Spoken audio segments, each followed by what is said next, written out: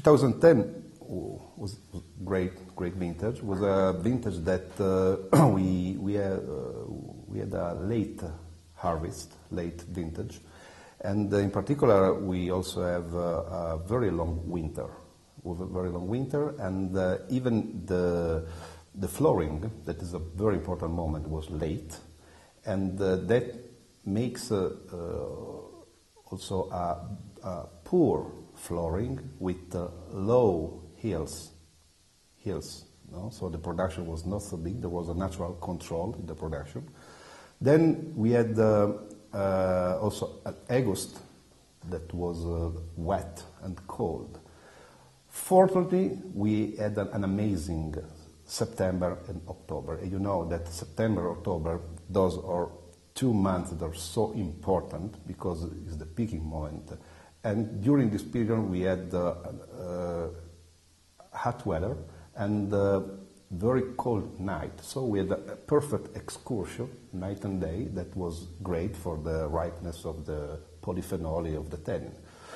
The result in the glass is that this is great vintage.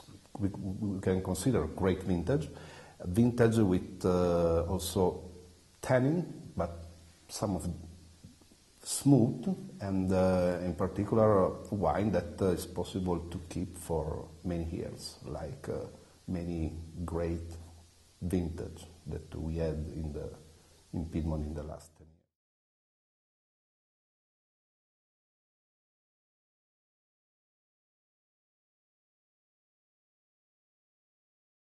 If you take the area of Barolo, it's very large, and every year there are some part of the area that are great, other one are better, other one are less. In 2010, maybe for Romirasco was perfect because we didn't have any problem of ale, and we had the right quantity of water in the soil, the great temperature during the summer, and during the night also cool weather, so it was perfect this year for the Romirasco.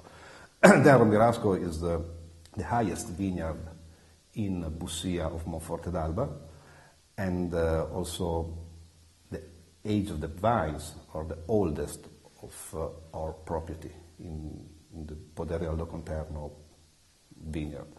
So you have to consider that the soil of Romirasco, that is clay and limestone soil, in some vintages like 2010, when we are lucky for the condition of the climate, it's possible to have great expression in the glass.